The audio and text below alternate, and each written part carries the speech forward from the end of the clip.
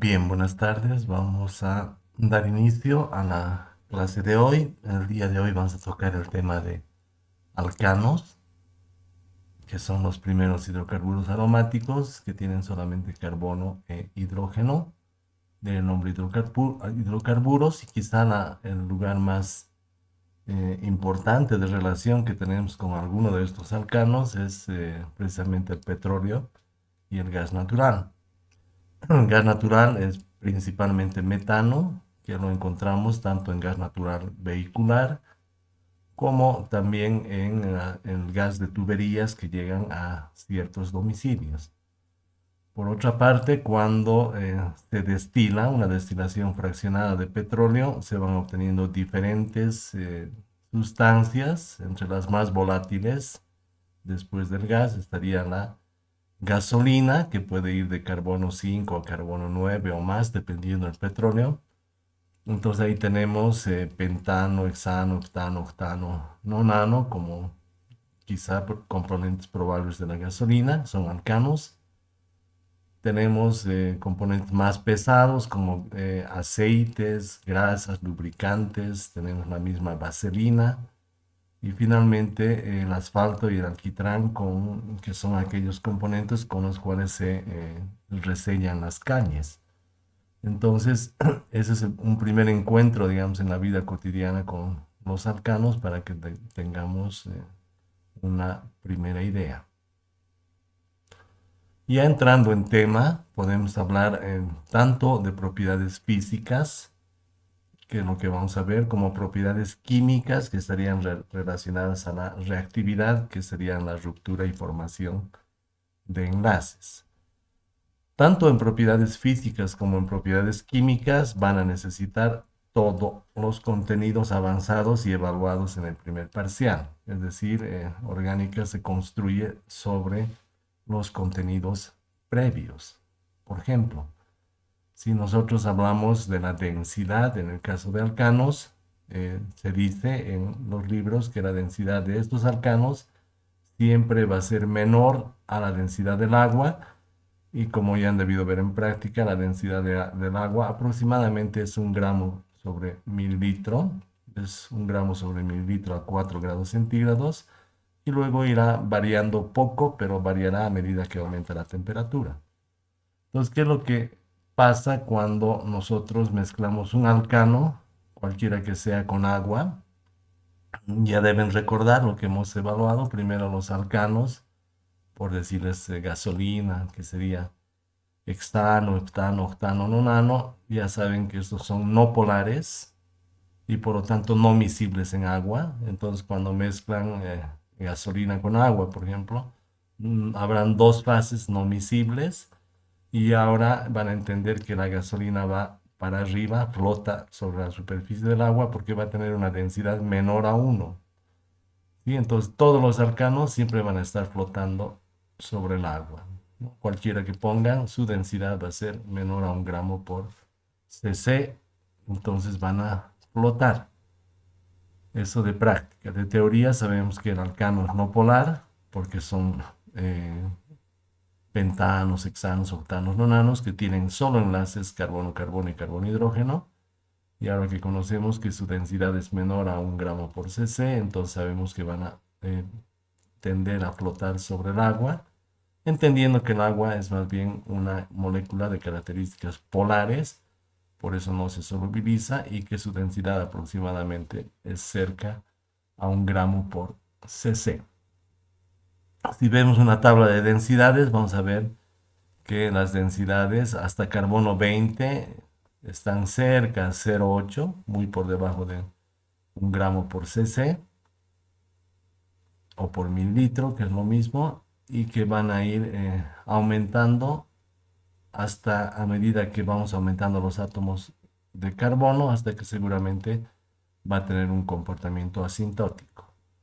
De todas maneras, el mensaje principal es que los alcanos tienen una densidad menor a la del agua, por lo tanto flotan en ella, y que van a ir incrementando estas densidades a medida que crece el número de átomos de carbono de los diferentes alcanos a estudiar. Esto podemos decir respecto a la densidad de los alcanos. Respecto a los puntos de ebullición, también nuevamente retrotraemos los contenidos avanzados y evaluados y entendemos que los alcanos, como solo tienen enlaces carbono-hidrógeno y carbono-carbono, serán moléculas no polares que solo tendrán fuerzas de Van der Waals y tendrán las fuerzas intermoleculares muy bajas, por lo que a temperatura ambiente el estado físico de los alcanos que van desde el metano hasta el butano van a ser gases, muy poca fuerza intermolecular, por lo tanto estos van a estar en estado gaseoso. Entre pentano y carbono 17 serían líquidos y de carbono 18 para arriba recién sólidos. Eso lo podemos explicar con las fuerzas intermoleculares. Por supuesto, si se fijan, este es 0 y estos son los átomos de carbono, entonces hasta menos de 5 átomos de carbono, los puntos de ebullición van a ser menores a 0. Eso significa que en temperatura ambiente van a estar como gases por encima del punto de ebullición, más o menos por acá. Todos estos estarán por encima de su punto de ebullición, por lo tanto serán gases. Y los otros irán aumentando gradualmente por cada átomo de carbono 20 a 30 grados de temperatura. Otra cosa interesante respecto a las fuerzas de Van der Waals. ¿Tienen alguna pregunta? No. Bien, otra cosa interesante respecto a las fuerzas de Van der Waals es que los N-alcanos o alcanos lineales van a tener puntos de ebullición más elevados que sus isómeros ramificados. ¿Cómo se explica esto? Por ejemplo, un butano, que es un N-alcano de cadena lineal, va a tener, si se fijan, mayor superficie de contacto cuando se acerque una molécula a otra. Ya sabemos que las fuerzas de Van der Waals inducen pequeñas cargas y estas cargas se atraen ligeramente, de ahí vienen las fuerzas de Van der Waals, que son proporcionales a la superficie de contacto o de acercamiento. Entonces el butano con 4 átomos de carbono tendrá un punto de ebullición de 0,5 grados centígrados, menos 0,5 grados, y en cambio el 2-metilpropano, que también tiene 4 átomos de carbono, tendrá un punto de ebullición más bajo, de menos 11. ¿Por qué es eso? Si se fijan, no hay mucha superficie de contacto. Esta parte de la molécula apenas tiene contacto con un metil. Igual, esta parte con un metil y es escaso la superficie de contacto respecto a el butano lineal, que prácticamente interactúa toda la molécula. Aquí solamente interactúan partes de las moléculas, con lo cual baja la fuerza de London o Van der Waals y al bajar van a tener menor interacción y van a ebullir más rápido, ¿no? Entonces, si se fijan, los alcanos ramificados del mismo número de átomos de carbono van a tener menores puntos de ebullición que sus isómeros, que son los N-alcano o alcanos lineales. Entonces es importante también respecto a las propiedades físicas y va a pasar lo mismo con los puntos de fusión. Entonces acá tenemos que pensar en que este comportamiento se debe a la superficie de contacto donde se van a ir expresando las fuerzas de London o Van der Waals. Pues todo el conocimiento previo nos va a servir para explicar tanto propiedades físicas como propiedades químicas. En el caso de los puntos de fusión, tenemos igual un comportamiento un poco diferente, donde los puntos de fusión de los alcanos con números pares son mayores a los alcanos con números impares. En lugar de hacer una curva proporcional al número de átomos, nos damos cuenta que va bajando cuando se trata de impar y va subiendo cuando se trata de par. ¿Verdad? Aquí digamos impar 5, este podría ser 6, este podría ser 7, 8, entonces hay este comportamiento y esto se debe al empaque de los alcanos. Para que sea sólido, la molécula tiene que estar muy cerca y los alcanos con números pares se acercan con mayor facilidad entre ellos que aquellos con números impares. Entonces, por eso que se explica también que los alcanos con números pares tendrán un mayor punto de fusión, porque están mejor empacados y hay más fuerzas intermoleculares entre ellos que aquellos con números impares. Bien, después de hablar brevemente de esas propiedades físicas, ahora vamos a hablar de las propiedades químicas, no solo lo que se les había preguntado y resuelto en su examen, que eran rupturas homolíticas y heterolíticas, sino propiamente los mecanismos de reacción que nos van a explicar a detalle qué enlaces se rompen primero, qué enlaces se forman después, etcétera, para obtener los productos de reacción. En este caso, estamos hablando de reacciones de halogenación de alcanos y vamos a tomar el alcano más simple, que es el metano. ¿Sí? Cuando el metano reacciona con cloro en presencia de luz ultravioleta, los productos de reacción van a ser un cloruro de metilo o clorometano y un ácido clorhídrico. Bien, ¿cómo es que se produce esta reacción? ¿Cómo es que obtengo estos productos de reacción? A través de un mecanismo, en este caso, radicalar, porque implica la formación de radicales libres, es decir, implica también rupturas homolíticas. Bien. Consideraciones adicionales. Lo que vamos a romper en este caso serían los enlaces cloro-cloro y enlace carbono-hidrógeno. Por si acaso, ya para siguientes moléculas que vamos a estudiar o también para su conocimiento general, no se rompe el enlace carbono-carbono. Ese enlace es muy fuerte. Si ustedes se acuerdan, se solapan dos orbitales híbridos de una forma muy fuerte. En cambio, en el carbono-hidrógeno es un orbital como una esfera, el solapamiento es menor y un enlace carbono-hidrógeno es más fácil de romper que un enlace carbono-carbono. Entonces, aquellos que hayan roto el enlace carbono-carbono en el examen, está mal su examen porque no hay esa ruptura en el caso de halogenación. Lo que hay es la ruptura de los enlaces carbono-hidrógeno. Aún más débil que un enlace carbono-hidrógeno será un enlace cloro-cloro. Esto lo van a ver en segundo año cuando estudien físico-química. Hay entalpías de formación o de ruptura de enlaces. Y si ustedes revisan o pueden buscar ahora también las entalpías y comparan la energía de un enlace carbono-hidrógeno versus la de un cloro-cloro, se darán cuenta que es más fácil romper un enlace cloro-cloro que un enlace carbono-hidrógeno.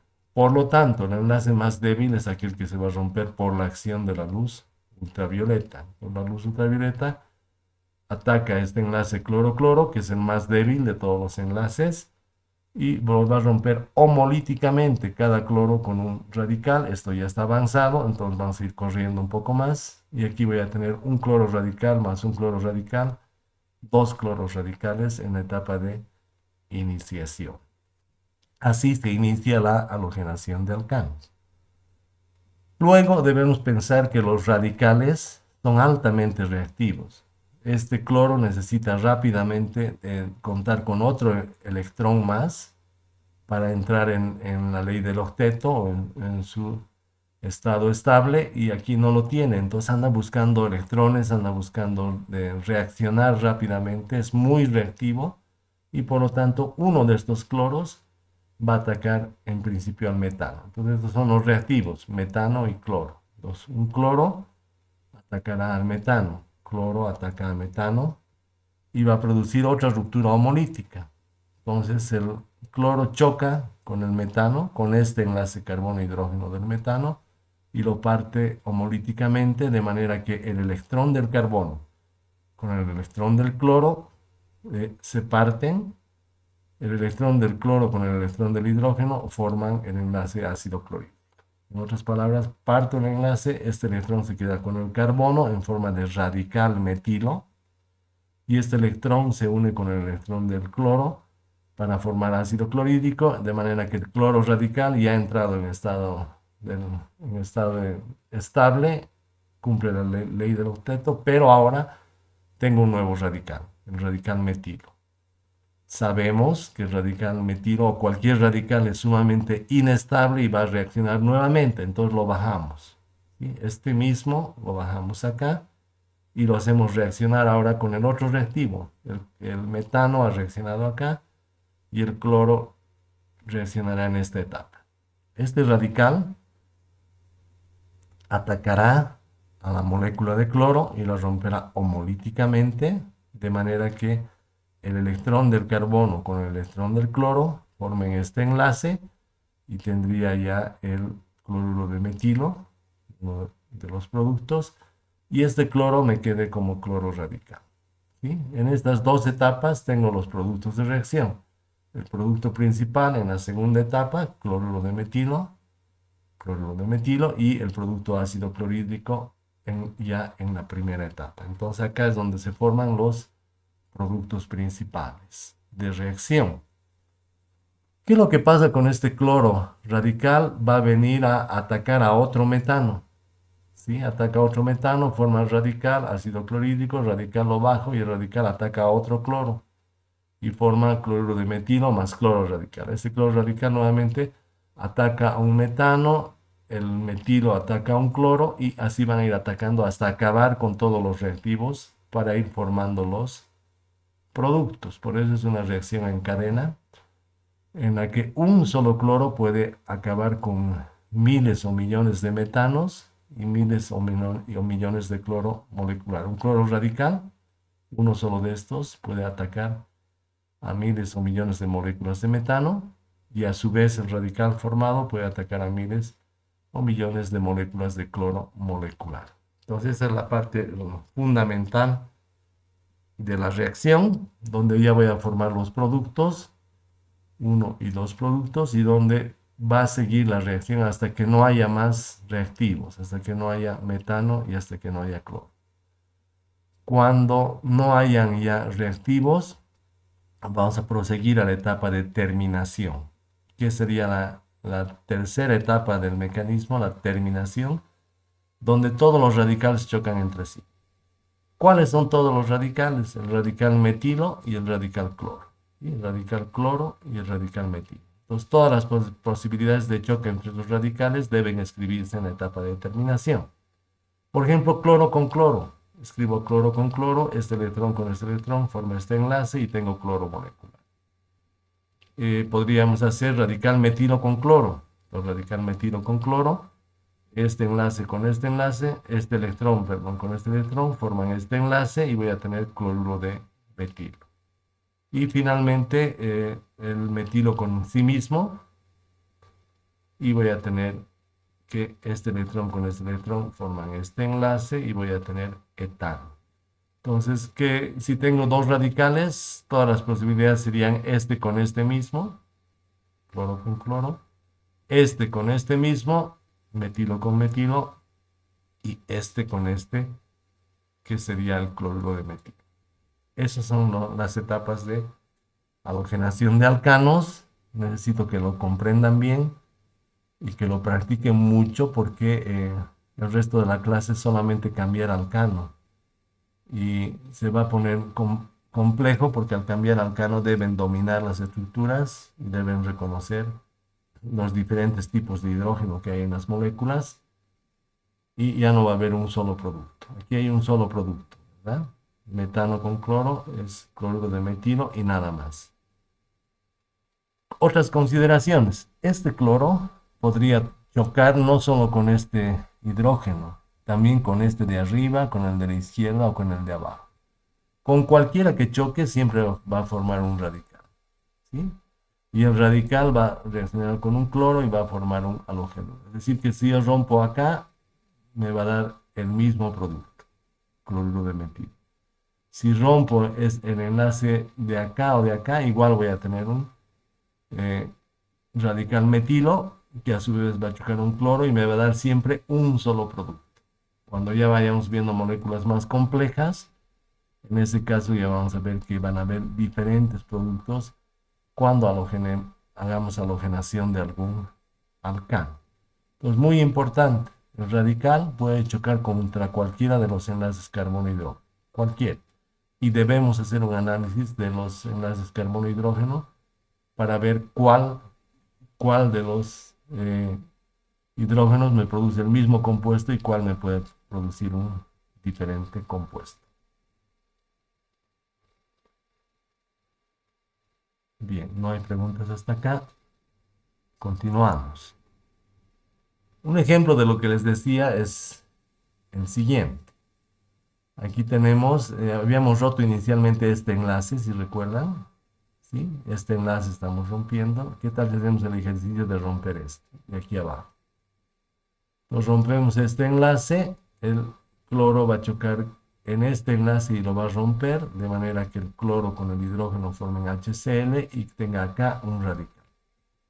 Bajo el radical y el radical choca con el cloro, de manera que este electrón con un electrón de cloro forman este enlace cloro y tengo un cloro radical que continúa la reacción en cadena hasta acabar con todos los cloros, con todos los metanos y con todos los cloros. Y en este caso, lo mismo, voy a tener un cloruro de metilo. Es igual cloruro de metilo, aunque haga reaccionar este hidrógeno, y va a pasar lo mismo con este o con este hidrógeno. En cualquiera de los hidrógenos puede chocar el cloro y siempre me va a dar un cloruro de metilo. Esa es una parte importante para que lo vayan entendiendo. Porque después vamos a ver ejemplos donde hay muchos hidrógenos y que hay que escoger qué tipo de productos forman la ruptura con cada hidrógeno. Entonces, por favor, esto hay que memorizar, hay que recordar que el cloro forma radicales y que un radical cuando choca con un alcano va a formar un radical en el carbono. Un radical, en este caso, como tengo un solo átomo de carbono, radical metilo, y el radical metilo volverá a chocar con un cloro para formar un halogenuro de alquilo. ¿Sí? Un clorometano o un cloruro de metilo. Eso es importante ir memorizándolo. Por otra parte, este tipo de reacciones va a tener algo que se llama su diagrama de energía. En el diagrama de energía tengo dos coordenadas, en el eje Y, la energía, y en el eje X, la coordenada de reacción, que no es otra cosa que una coordenada que me va contando qué enlaces se rompen y qué enlaces se forman para llegar desde los reactivos, metano y cloro, hasta los productos, cloruro de metilo y ácido clorhídrico, ¿no? Entonces, esa transformación de reactivos a productos tiene toda una secuencia que implican las rupturas, formaciones de enlace y las energías implicadas. ¿Cuánta energía necesito para ir formando un radical? Toda esta energía voy subiendo en el diagrama de energía. Llego hasta un tope y de ahí bajo hasta formar un radical. ¿Y cuánta energía necesito para que este radical forme un halogenuro?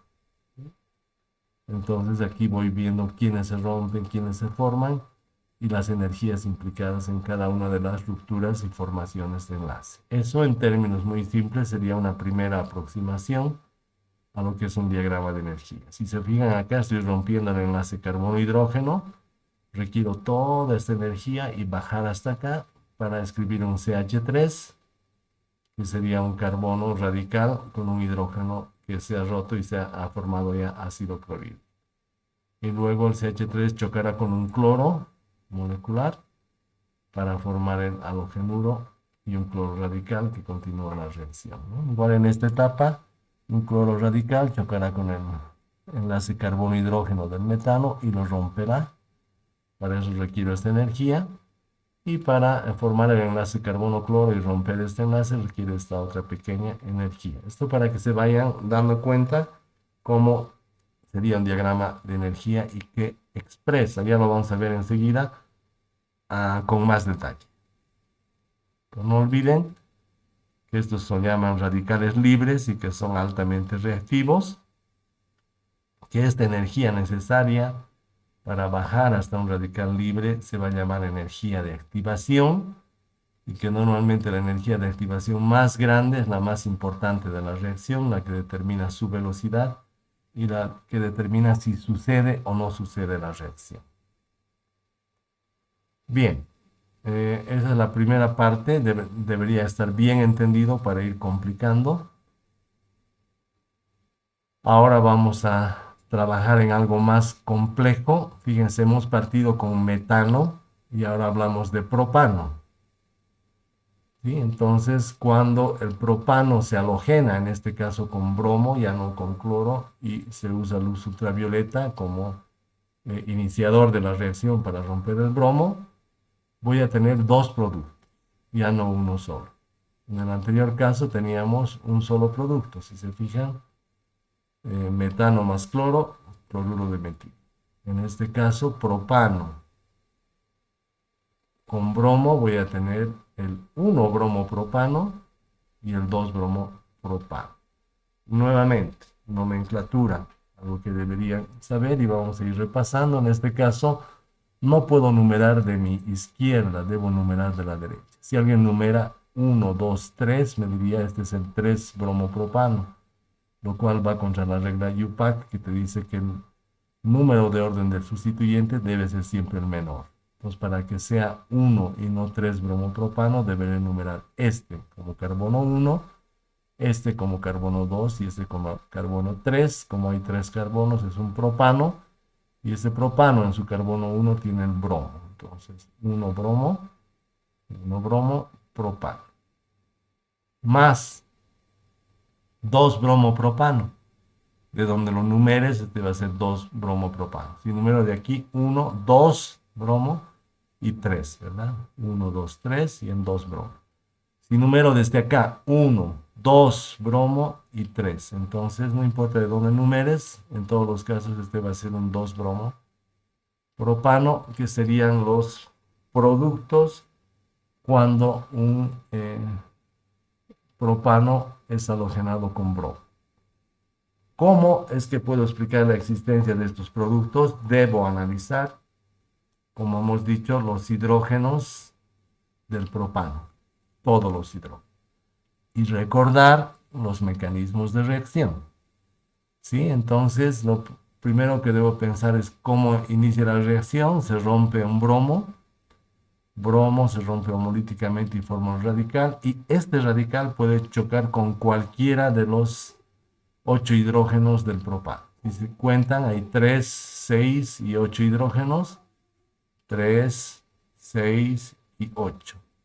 Y en cualquiera de los choques va a producir un radical, y luego el radical se une con un halógeno, ¿verdad? Entonces, esos son los mecanismos de reacción. Bueno, fíjense qué es lo que pasa acá. Si yo rompo este enlace carbono-hidrógeno, entonces el bromo con este hidrógeno va a formar ácido bromídrico y aquí voy a tener un radical. Y el radical choca con un bromo y voy a tener un enlace carbono-bromo acá. Entonces, ¿eso de dónde lo tienen? De acá del mecanismo de reacción, ¿sí? El cloro o el bromo rompe el enlace carbono-hidrógeno y forma un radical. Y el radical reacciona con un halógeno y forma el halogenuro de alquilo correspondiente, ¿sí? Formación de radical por el halógeno que rompe este enlace, rompe el enlace carbono-hidrógeno, nunca carbono-carbono, solo carbono-hidrógeno, en el caso de halogenación de alcanos, y este radical formado choca con el halógeno y forma el halogenuro correspondiente. Entonces acá decíamos, este bromo rompe el enlace carbono-hidrógeno, aquí tengo un radical que va a chocar con el bromo, voy a tener un bromo acá. Este es un tipo de reacción. Eh, para que vayan practicando, si hacen el mismo ejercicio con este hidrógeno y ponen el bromo acá, es decir, acá bromo y acá hidrógeno, entonces igual va a ser 1 bromo propano. Y si hacen el mismo ejercicio rompiendo este enlace carbono-hidrógeno, es decir, este, lo rompen y aquí me ponen el bromo y mantienen hidrógeno acá. En los 3 casos siempre va a ser 1 bromo propano. En resumen, estos 3 hidrógenos me van a producir solo la molécula 1 bromo propano. Cualquiera de los 3 que reaccione. Si me voy al otro lado de la molécula, lo mismo. Si rompo este o este, en cualquiera de los 3 casos, si pongo un halógeno aquí, debo numerar como 1, 2 y 3. Por lo tanto, sería 1 bromo propano. Entonces, cualquiera de estos 3 y pueden hacer el ejercicio, rompen, forman el radical y el radical ataca al bromo y lo nombran, digamos, una molécula así con un bromo acá. Entonces, como en este caso, Si se fijan, estaría rompiendo este enlace. Formo un radical, el radical choca con el bromo y aquí pongo un bromo. ¿Qué se llama esta molécula? Este debería ser carbono 1, este 2 y este 3. ¿Qué hay en uno? Un bromo. Entonces, 1 bromo propano. Por lo tanto, cuando reemplazo acá el bromo, es 1 bromo propano y va a pasar lo mismo acá y acá. Entonces, estos 6 hidrógenos solo me van a producir 1 bromo propano. ¿Qué es lo que pasa cuando considero estos otros que son diferentes? Por eso ponemos un triángulo y no un redondo. Entonces, si yo rompo el enlace acá, el bromo se lleva al hidrógeno y me deja un radical. Y el radical, cuando ataca al bromo, va a formar este enlace. ¿Qué se llamaría esta molécula? 2-bromopropano. Y cuando lo pongo el bromo acá, en esta posición, también se llamaría 2-bromopropano. Es decir, cuando el bromo radical choque acá o acá, siempre me va a dar 2-bromopropano. Y cuando el bromo radical choque acá, acá, acá, o al otro lado, acá, acá, acá, en todos esos choques, suponiendo que rompe el enlace y el radical ataca al bromo, voy a tener una sola molécula que se llama 1-bromopropano cuando está a la izquierda o 1-bromopropano cuando está a la derecha. Entonces deben tener el manejo de la molécula, conocer ya todos los enlaces y luego hacer un análisis de qué pasaría si reemplazo los hidrógenos por halógeno, ¿no? Entonces, aquí había CH3, uno de los hidrógenos lo reemplazo por bromo. Aquí había CH2, uno de los hidrógenos lo reemplazo por bromo. Es de la halogenación, reemplazar un halógeno por un hidrógeno. ¿Sí? Entonces deben ir entendiendo que a partir del análisis de la molécula ustedes pueden predecir cuántos productos de reacción van a haber. Bien, ahora vamos a ir más profundo todavía, estadísticamente o por probabilidad. Podemos nosotros pensar que un radical bromo puede chocar con 1, 2, 3, 4, 5, 6 y con cualquiera de estos 6 que choque me va a dar 1 bromopropano. O un radical bromo puede chocar con cualquiera de estos dos y con cualquiera de los dos que choque me va a dar un 2 bromopropano. La proporción sería de 6 a 2 en términos estadísticos. Habría el 75% de probabilidad estadística de que se forme el 1-bromopropano y solo el 25% de probabilidad de que se forme el 2-bromopropano. Esto estadísticamente. Lastimosamente en la realidad eso no funciona así porque prima un tema de la energía, ¿sí? La parte estadística, la probabilidad de choque del bromo radical, en este caso con 6 hidrógenos en círculo, con 2 hidrógenos en triángulo, sería 75-25. Eso en la práctica, en la realidad, va a cambiar, ¿sí? Debería ser estadísticamente el 1-cloropropano el mayoritario, pero energéticamente esto va a ser distinto. Ya vamos a explicar eso. Bien, ¿cómo es que se produce la reacción? Repasaremos, rompemos, por ejemplo, para formar el 1-bromopropano, el bromo choca con este hidrógeno, se rompe, y cuando el bromo choca con este hidrógeno, se rompe este enlace y me da el 2-bromopropano. Tendría dos productos de reacción. Cuando el bromo choque con este hidrógeno, voy a tener este radical. Este radical se denomina primario, ¿sí? ¿Por qué primario? Estoy rompiendo este enlace. Entonces, ¿por qué primario? Porque este tenía 4 enlaces, si se fijan, 3 con hidrógeno y 1 con carbono. Se dice que un carbono es primario cuando está unido a un solo átomo de carbono. Entonces, este radical, por ejemplo, va a tener 3 enlaces. De los 3 enlaces, uno nomás está unido a un carbono. Como está unido a un solo carbono, se le llama radical primario. Entonces, si rompo este enlace, voy a obtener un radical primario. Por el contrario, si rompo este enlace de acá, voy a tener un radical secundario. De sus 3 enlaces, el radical, 2 son a carbono. ¿Sí? 2 son a carbono. Aquí se ve más fácil. Si rompo esto, Este carbono está enlazado a un carbono y a dos carbonos. Los carbonos estarían en negro y los hidrógenos en rojo en esta representación. Bien, entonces este sería un carbono secundario. Entonces aquí hay carbonos primarios y secundarios.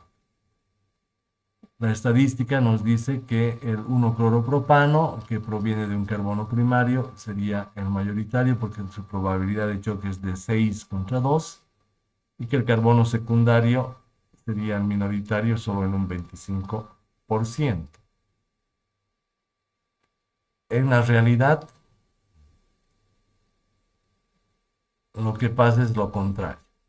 En lugar, en lugar de que sea el mayoritario el 1-bromopropano, resulta ser el minoritario, solo 3%. Y cuando veo o analizo mis productos de reacción, el 97% de las moléculas van a ser 2-bromopropano. ¿Cómo se explica eso? Desde lo energético. Y lo energético va a tener mucha más importancia que lo estadístico para el caso de esta reacción. Solo cuando energéticamente haya la misma situación, recién voy a considerar la parte estadística. Entonces, si bien probabilísticamente el 1-bromopropano es el mayoritario, en la realidad el mayoritario va a ser el 2-bromopropano. ¿Cómo explico energéticamente eso? Acá vamos a explicar de la siguiente forma. Tengo mi propano y si voy a romper el carbono secundario, ya saben que es secundario porque está unido a uno y a dos carbonos, voy a tener un radical que se llama secundario. ¿Sí? La energía necesaria para obtener un radical secundario hasta acá es menor que aquella energía que necesito para obtener un radical primario. ¿Sí? En otras palabras, digamos, digo, los reactivos van a llegar hasta este punto del diagrama y tienen dos vías para seguir.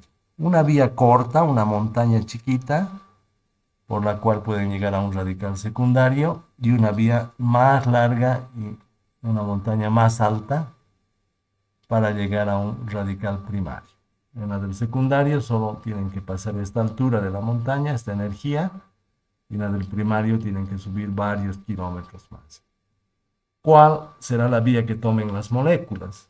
Siempre van a tomar la vía más estable o la más corta. Entonces van a ir viniendo por esta vía para formar un radical secundario, y el radical secundario al chocar con bromo me va a dar un 2-bromo propano.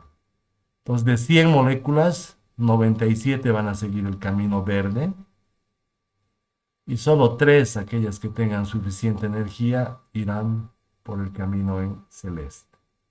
Entonces, por eso, energéticamente, nosotros invertimos y decimos, el producto mayoritario siempre va a ser el que más estable o el que vaya por la vía que menos energía necesita el proceso. En este caso, la energía de activación, que sería de acá para acá, esta, para obtener un radical secundario, es menor que la energía de activación, que sería desde acá hasta acá, es esta, para formar un radical primario. Aquí ubico mi radical secundario, en este carbono está el radical, y aquí ubico mi radical primario, aquí debería estar el primario, y aquí el secundario. Entonces, de la curva, para obtener un radical secundario, fíjense acá, el radical secundario, porque está unido a uno y a dos carbonos, y acá el radical primario, que está unido a un solo átomo de carbono. Entonces, como habíamos dicho, formar un radical secundario, este implica menos energía de activación necesaria que formar un radical primario. Este sería un radical primario que requiere esta energía de activación. Entonces, en este caso, las moléculas siempre toman la vía más corta, por eso casi todas las moléculas, un 97%, toman la vía de formación del radical secundario y por lo tanto este choca con un bromo y fácilmente hace este enlace, obteniendo un 2-bromo propano. En este entendido, lo energético se va a ser mucho mayor a lo estadístico y solo cuando haya un empate energético recién pasamos a analizar el tema estadístico. Y entonces así vamos trabajando con las energías y ¿qué decimos en conclusión? Tenemos un propano que es halogenado con bromo y irradiación ultravioleta y tenemos dos productos. ¿Cuál va a ser el mayoritario? Aquel en el que el bromo haya reemplazado el hidrógeno en un carbono secundario, formando un radical secundario, es decir, este es un carbono secundario porque está unido a uno y a dos carbonos, y este será un carbono primario porque está unido a uno solo. Entonces, ¿qué me conviene? Secundario, me cuesta menos energía formar un radical secundario que formar un radical primario. Eso es importante también en cuanto a la parte energética de la halogenación de alcano. Ahora vamos a explicar por qué. Acabamos de decir que el radical secundario es más estable que un radical primario, pero no hemos dicho por qué. Entonces es muy importante siempre entender el porqué de cada cosa. No hay ninguna pregunta hasta acá. Bien. Entonces explicaremos por qué un radical secundario va a ser más estable que un radical primario. Primero hay que entender que un radical tiene un solo electrón y que ha perdido su ley del octeto, su estabilidad, y por lo tanto está ávido, necesitado de otro electrón para completar su ley del octeto. Entonces le faltan electrones, tiene carencia de electrones. Segundo, por un efecto inductivo que es parecido a lo que hemos visto con las polaridades, quién le quita a quién. Los carbonos, estos Eres son átomos de carbono o cadenas de átomos de carbono, así lo van a entender a futuro. Los carbonos, como no tienen mucha electronegatividad, tienen la tendencia a donar densidad de electrones. Entonces, este radical carente de electrones va a recibir apoyo de un carbono o cadena carbonada de 2 y hasta de 3. Su deficiencia le ayudan 3 amigos, 3 carbonos le apoyan en su deficiencia y lo hacen más estable. ¿Sí? El carbono terciario en este entendido va a ser más estable que un carbono secundario. La deficiencia electrónica en un carbono secundario solo es apoyada por 2 carbonos vecinos, a diferencia de los 3 del terciario. Y en un carbono primario, un solo carbono le está apoyando para compensar su falta de electrones. Entonces, ¿cuál es más estable? El secundario más estable que el primario. Y el terciario más estable que el secundario. Obviamente, un radical terciario va a ser mucho más estable que un radical primario. Y en el caso del metano, cuando se forma el radical metilo, no hay ni un carbono, o sea, es el menos estable todavía. Nadie le ayuda a este pobre con su deficiencia de electrones. ¿Sí? Aquí hay uno que le ayuda, aquí 2 y aquí 3. Entonces, en términos muy sencillos, de aquí en adelante, al margen de esta explicación, ustedes deberán decirme que un radical terciario es más estable que un radical secundario y el radical secundario es más estable que un radical primario, por lo menos hasta ahí, que es lo que más se ve de memoria. Y con eso vamos a poder explicar todavía de una mejor forma la reactividad de los alcanos. ¿Preguntas hasta acá? Ninguna. Bien. Vamos a trabajar entonces, ahora que entendemos esto de los radicales. El radical se llega a formar acá, acá y acá. Y la energía necesaria, por ejemplo, para formar un radical terciario sería esta. Desde aquí hasta acá necesito para formar un radical terciario. Esa energía es mucho menor que aquella necesaria para formar un radical secundario. ¿Sí? Hasta aquí necesito mi energía para formar uno terciario. Hasta aquí para formar uno secundario. Y a su vez del secundario va a ser mucho menor que para formar un radical primario. Hasta aquí necesito esta cantidad de energía para formar un radical primario. Por lo tanto, las moléculas por donde querrán ir, si hay un terciario, por la vía del terciario. Si hay un secundario, por la vía del secundario. Y si no hay solamente primario, bueno, tendrán que tener energía suficiente para llegar hasta acá. Entonces, el terciario radical terciario es más estable porque requiere menos energía para su formación que el radical secundario, y el radical secundario más estable que un radical primario. Esto no es simplemente para que lo corroboren.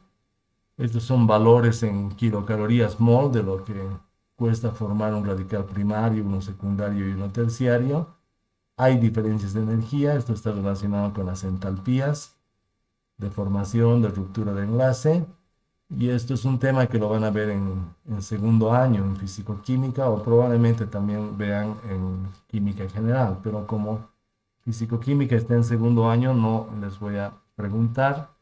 Esto solamente quiero mostrarles, ¿no? En este caso, si vengo, en este caso voy con el mismo alcano y haciendo diferentes análisis de lo que voy a romper. Si se fijan, voy a romper este enlace acá. Si rompo este enlace, voy a formar un radical primario, porque este está unido a un solo átomo de carbono. ¿Cuánto me cuesta romper el radical primario? 98 kilocalorías por mol. ¿Sí? Cuando voy a decidir romper este enlace, que sería un carbono secundario, que está unido a uno y a dos átomos de carbono, como si así es primario, secundario, terciario, ya saben que el carbono tiene 4 enlaces, de los 4 tendrá 2 hidrógenos y los otros 2 serán carbono, entonces está unido a 2. Si quiero romper este carbono secundario, el enlace del carbono secundario, voy a tener un radical secundario y me cuesta 94,5 kilocalorías por cada mol. Y si quiero obtener un radical terciario en la misma molécula, entonces voy a romper este enlace y este carbono está unido a 1, a 2 y a 3 carbonos y obtener eso me cuesta 93 kilocalorías por cada mol. Entonces la energía va disminuyendo. La más baja es para formar un terciario, es un poco más elevada para un secundario y más elevada para un primario. Esto es simplemente para que corroboren lo que les estamos diciendo con un dato científico adicional, no evaluable para ustedes. Ustedes simplemente me recuerdan estos diagramas.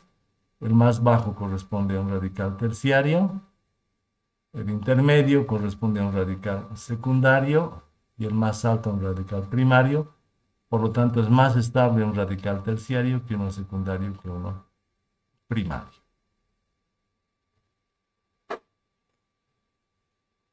Este sería un diagrama de energía completo. Hasta acá, por ejemplo, energía de activación, y hasta acá sería la formación del radical. Esta parte, la energía de activación y la bajada hasta el radical, sería solo esta parte.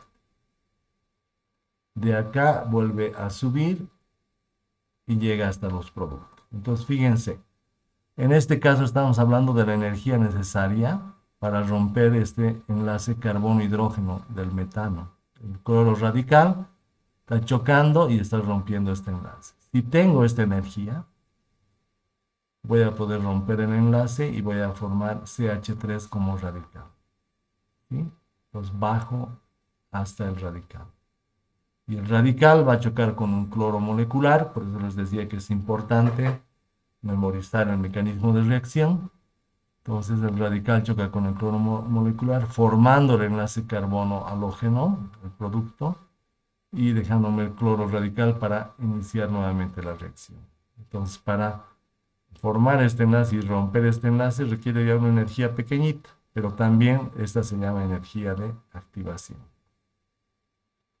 Entonces vamos a ir definiendo qué se llaman cada una de estas partes en nuestro diagrama de energía. Están los reactivos y están los productos.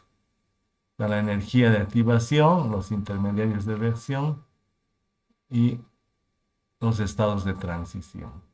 ¿Sí? Entonces, nuevamente, reactivos, productos, productos. Hasta aquí, energía de activación. Desde los reactivos hasta este pico, sería una energía de activación. Mientras más grande la energía de activación, es la más importante de la reacción. Este sería un estado de transición donde voy rompiendo el enlace carbono-hidrógeno y formando el enlace ácido-clorhídrico. Entonces, estado de transición. Bajo a un intermediario de reacción. Este es un intermediario de reacción, en nuestro caso el radical metilo. El radical metilo va a chocar con un cloro, produciendo otro estado de transición, donde se forma el enlace carbono-cloro y se rompe el enlace cloro-cloro. Este es un estado de transición que requiere una energía de activación más pequeña y bajo hasta los productos. La energía de activación más grande siempre está asociada al paso lento y determinante de la reacción. En este caso, esta o esta. Tenemos los reactivos, que hemos dicho los estados de transición, la energía de activación necesaria para obtener un intermediario de reacción, que en nuestro caso sería un radical. Otra energía de activación 2, necesaria para obtener los productos de reacción. Finalmente, en nuestro diagrama de energía, cuando los productos estén en un nivel energético más por debajo de los reactivos, significa que se está liberando energía, se está liberando. En forma de temperatura podemos medir esa liberación. Por lo tanto, cuando vean los productos debajo de los reactivos, esta es una reacción del tipo exotérmico. Eso también es un conceptito de físico-química que lo van a ver seguramente en química general, pero es muy sencillo. Ustedes cuando vean productos debajo de reactivos, se está liberando energía. Ya estoy yendo de un nivel de energía alto a uno más bajo, libero energía en forma de calor y por lo tanto esa va a ser una reacción de tipo exotérmico. Me va a liberar energía la reacción. Eso en cuanto a un diagrama de energía. No hay ninguna pregunta todavía. Bien.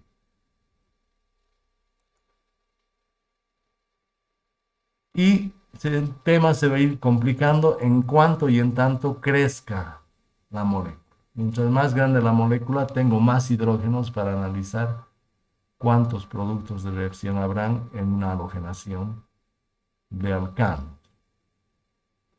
En este caso, tengo un hidrógeno. ¿Esta qué molécula sería primero? De donde quieran numerar. 1, 2, 3, la cadena más larga. Y en el 2 hay un grupo metil. Entonces, 2-metil propano. Tengo este carbono. Y si lo reemplazo este carbono por cloro, porque es una halogenación, esa es la halogenación. Quito un hidrógeno y pongo un cloro. Entonces reemplazo este hidrógeno por un cloro y voy a tener un primer producto que se va a llamar 2-cloro-2-metilpropano, ¿verdad? 1, 2, 3. En el 2 que hay un cloro y en el 2 hay un metil. Un producto de reacción. Y cualquiera de estos tres hidrógenos que haga reaccionar, pues me pueden dar en lugar de CH3, dejo CH2 y un hidrógeno lo reemplazo por cloro. Entonces, esta es la halogenación. Y así voy a tener un producto que se llame 1-cloro-2-metilpropano.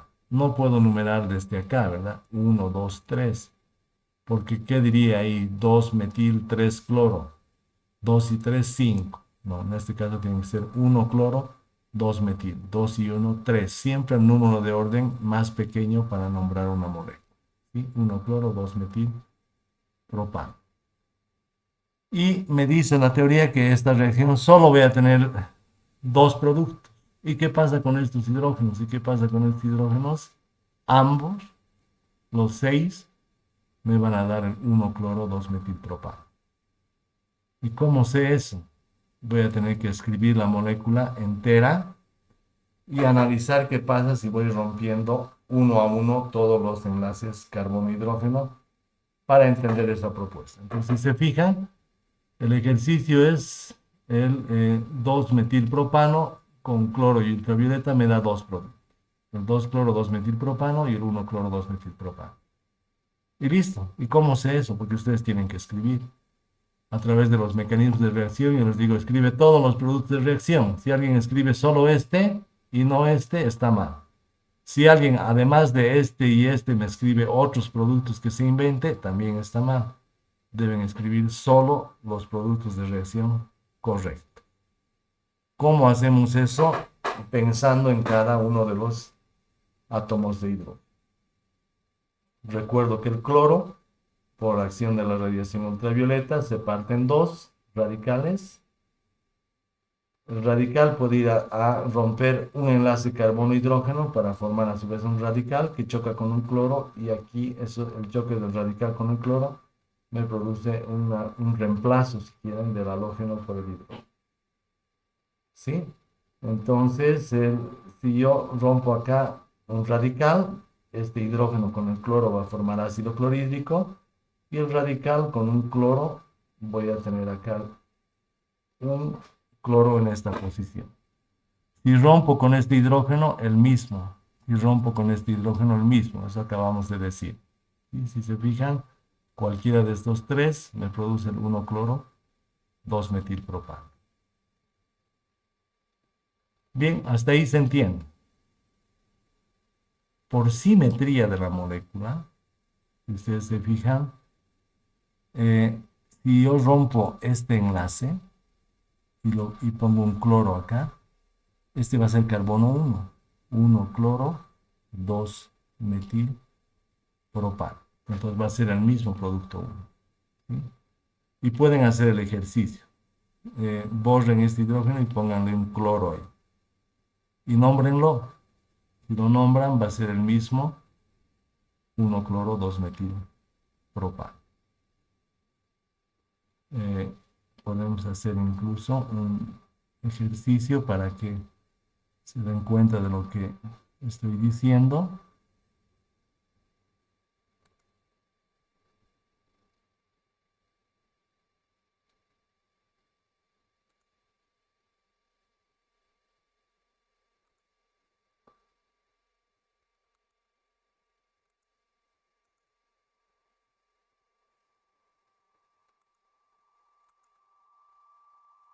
Vamos a ver que aquí hay dos productos, el 1-cloro 2-metilpropano y el 2-cloro 2-metilpropano.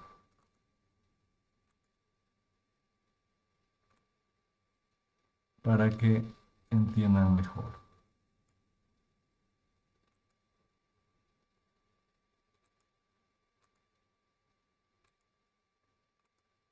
Bien, vamos a nuestro diapo. Entonces,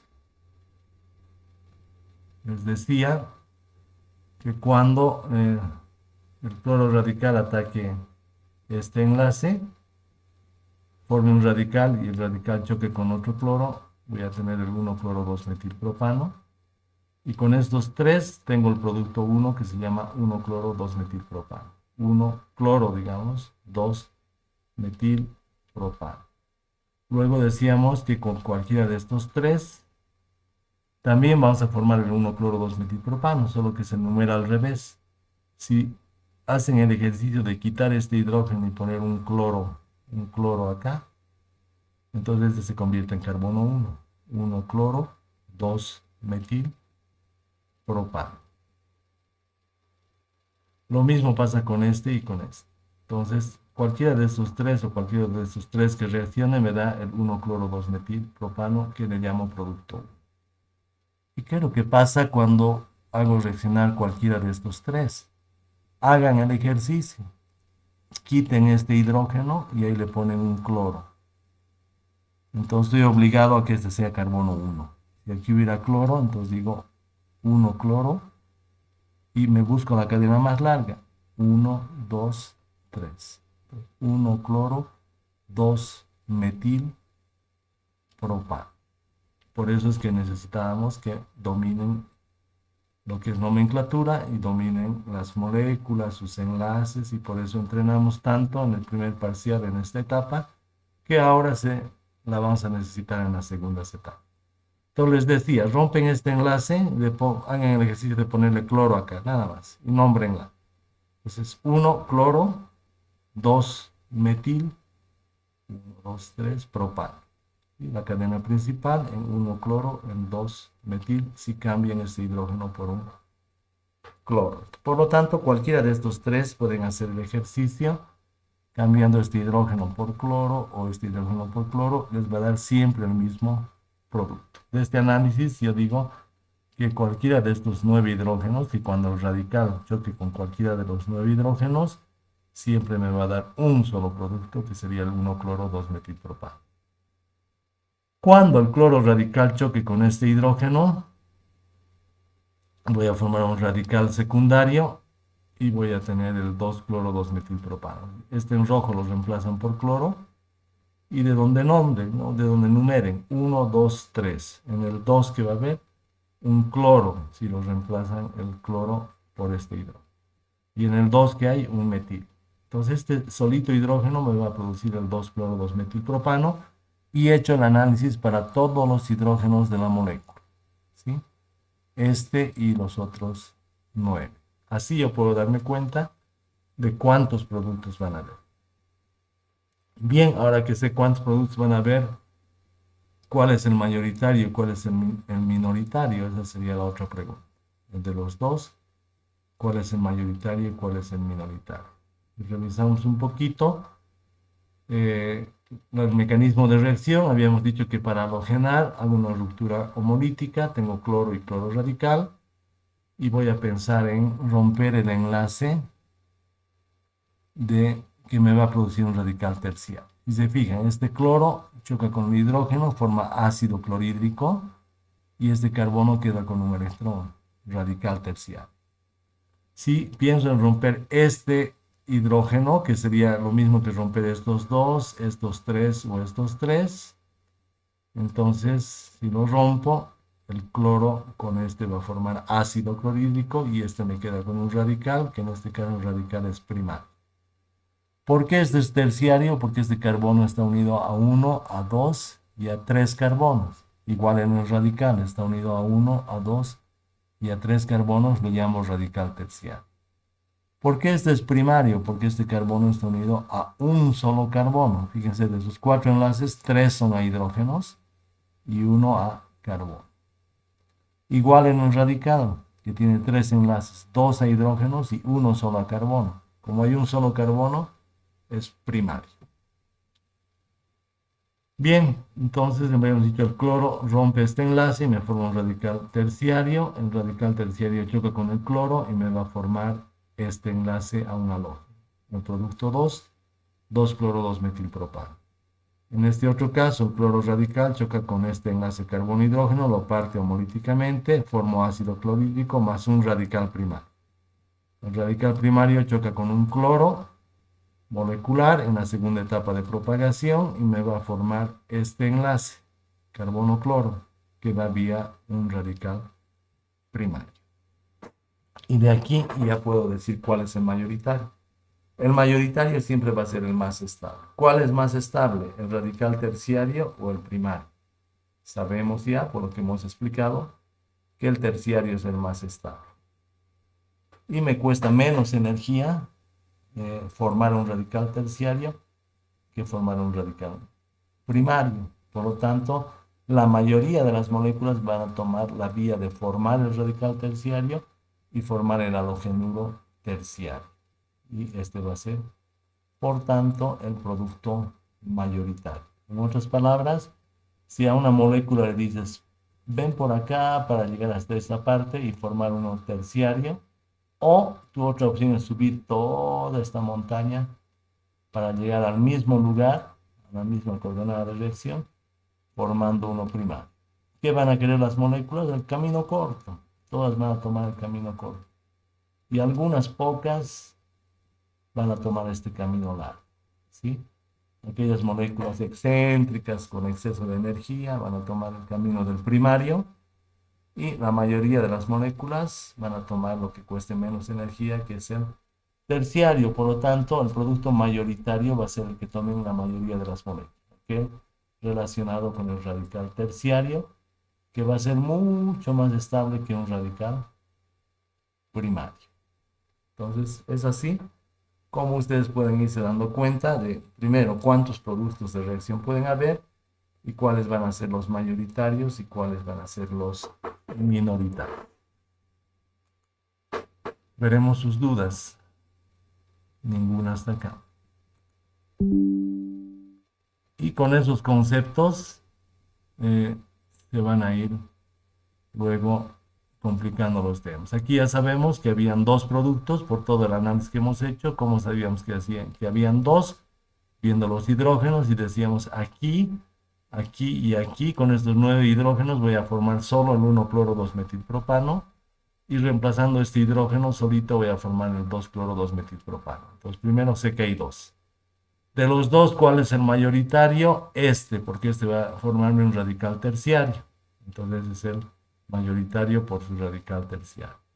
Y estos son los minoritarios porque van a formar un radical primario.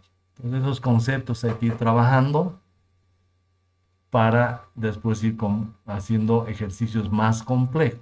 Ahora solamente les voy a mostrar un ejercicio más complejo que vamos a explicar en la siguiente clase, que sería esta molécula.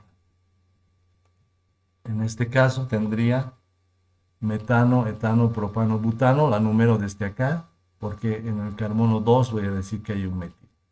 Si la numerara desde acá, 1, 2, 3, debería decir 3-metilbutano. Y si numero desde acá, 1, 2, 3, 4, debería decir 2-metilbutano. Entonces siempre 2 va a tener preferencia en lugar a 3 porque tiene menor orden. Entonces en este caso el 2-metilbutano igual reacciona con cloro y ultravioleta. Debo halogenar. ¿Cuántos productos van a haber? 1, 2, el mismo producto. Si reemplazo con cualquiera de los hidrógenos de acá o acá, voy a tener un producto 1. Si reemplazo con estos hidrógenos, un producto 2. Si reemplazo con este hidrógeno, un producto 3. Y si reemplazo con estos otros, un producto 4. Y esto vamos a volver a repetir en una siguiente clase. ¿Cómo me doy cuenta de los 4? Mostrando la molécula, ¿verdad? Y reemplazando en cada caso todos los productos y entendiendo que la ruptura de cada uno de ellos me pueden formar radicales primarios, secundarios o terciarios. Ahí voy a entender cuáles son los mayoritarios. Es decir, además de conocer todos los productos que pueden formarse, los voy a ordenar siguiendo la secuencia de que el terciario es más estable que el secundario y el secundario más estable que el primario. Entonces es un ejercicio más complejo. Voy a tener 3 y hasta 4 productos y esos productos pueden ordenarse de acuerdo a la energía y también de acuerdo a la estadística. Por ejemplo, el terciario, el producto con un radical terciario va a ser mayoritario respecto al secundario y luego me vienen 2 primarios. Cuando se empate en energía, ahí me voy a la estadística. Este primario tiene 6 posibilidades de choque y este en violeta solo 2. ¿Quién gana? El que tiene 6 probabilidades de choque, con 6. Y luego el que tiene solo 3 posibilidades de choque. Todo esto vamos a explicar con más detalle en una siguiente clase. Vamos a ver cómo es que se pueden producir, cómo es que cada hidrógeno que va a ir reaccionando va a tener un comportamiento, etcétera. Y después vamos a hacer también directamente ciertas reacciones de halogenación con las respectivas etapas de iniciación, propagación y terminación. Entonces, eso para empezar la halogenación, como se habrán dado cuenta, es un tema un poco más complejo, en el cual requieren primero recordar un mecanismo de reacción que tiene una etapa de iniciación, formando un radical halógeno. El radical halógeno formará un radical de carbono que chocará con otro cloro, formando otro radical, otro halogénuro de alquilo. Fíjense en la etapa de propagación, ya tengo los productos de reacción, ácido clorhídrico, halogénuro de alquilo, y hay una etapa de terminación que por el momento es la menos importante.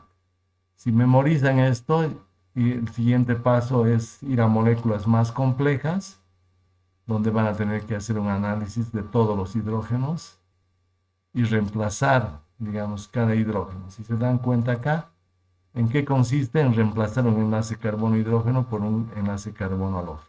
Entonces, si ustedes hacen ese mismo ejercicio en cada uno de los hidrógenos de una molécula, pueden ir practicando su nomenclatura y de ahí se van a dar cuenta por qué estos tres son iguales a estos tres. Todos les van a dar siempre el 1-bromopropano. Y por qué cualquiera de estos dos que reemplacen les va a dar siempre el 2-bromopropano. Eso vayan practicando. De manera que así vamos a ir trabajando ya en moléculas más complejas como esta. Las revisan en el video que vamos a cargar. Y luego cuando ya hayan varios productos para ordenar los productos para ordenar cuál es mayoritario o minoritario, van a tener que seguir los diagramas de energía. ¿Sí? Entender que un radical terciario, esto de memoria, es más estable que un radical secundario y uno secundario más estable que uno primario. Esto significa que la energía de activación para alcanzar un radical terciario es menor que aquella que necesito para un radical secundario y incluso la del primario voy a requerir más energía. Más estable, terciario, intermedio en estabilidad, secundario, y primario en menos estable. Ese es el otro criterio que van a requerir para ordenar o para explicar cuál es el mayoritario y cuál es el minoritario. Y mucho más en estos otros casos donde tengamos 4 productos. Si les doy esto con cloro y ultravioleta, primero tienen que saber que hay 4 productos. ¿Cómo? Analizando cada uno de los hidrógenos y viendo qué es lo que pasa si los reemplazo por el halógeno. ¿Qué se llama? Nomenclatura, ¿no? Y segundo, ordenarme de mayoritario a minoritario, como con energía. El terciario es más estable que el secundario. Terciario más estable que el secundario. Y cuando empaten en energía ambos primarios, ahí se irán a la estadística. La probabilidad de choque es de 6 en este primario contra 3 en este primario. Por lo tanto, el primario que tiene 6 probabilidades de choque es mayoritario respecto al primario que tiene 3. Cuando empatan en energía, me voy a la estadística. Cuando hay diferencia en energía entre terciario y secundario, solo voy a la energía. Está primero el terciario y segundo el secundario. Esos son los conceptos fundamentales que queríamos trabajar en esta clase.